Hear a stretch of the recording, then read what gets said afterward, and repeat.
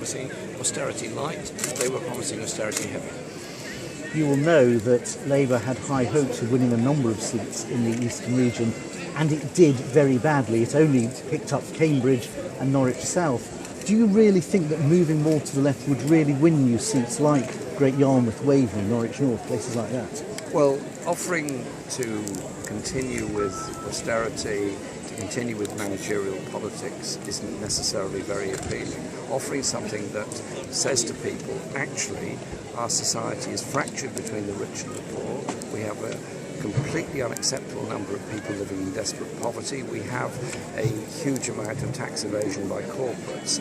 I think a party that is dedicated towards dealing with the economic issues that ordinary people face in their lives does get support. Now, I campaigned in Norwich and in Great Yarmouth in the election, and also in Thanet in the election, and I found those conversations with people who felt disillusioned by Labour not offering an alternative very interesting for me, and have formed a lot of my opinions. And you think you can win them back?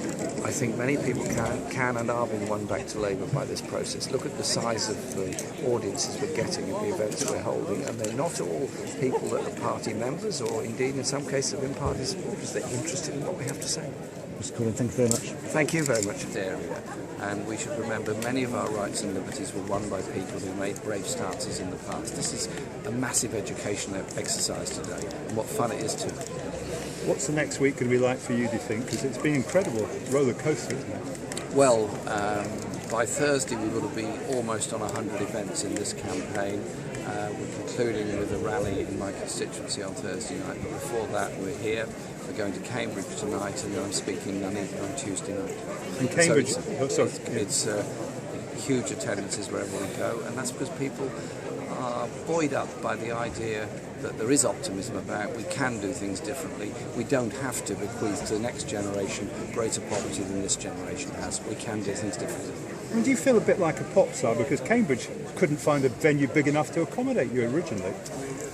Well, I'm just an individual who has been asked to be a spokesperson for this issue and put myself forward, and I'm doing that, and I'm doing it in the best way I know how. But it's not, I promise you, about celebrity, personality or vanity. This is about ordinary people coming together with determination to do things differently, to be a contribution to peace and human rights and justice around the world, to bring equality and decency to the lives of ordinary people in Britain. That's what's so exciting. And that way we can oppose and hopefully defeat the welfare reform bill and the trade union bill, because they're examples of what this Conservative government has in store for ordinary people and our movement. And Jeremy, just one final point. The government have talked about the possibility of airstrikes on ISIS in Syria. I mean, how do you feel about that?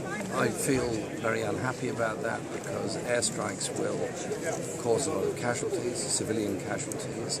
It will then inevitably be followed up by demand for ground forces, and I suspect we'll then back into almost an Iraq-type situation. What I want to see is cutting off of arms and finance to ISIL, and a serious political conference involving all countries in the region. And now there is the opportunity to include Iran in that discussion, and Russia, of course, as well. So there is a possibility of bringing about some kind of political movement which would help. But we should also think quite carefully about the arms we've supplied to many regimes in the area, and the United States and others have supplied, that of course end up in the hands of ISIL. Thank you very much.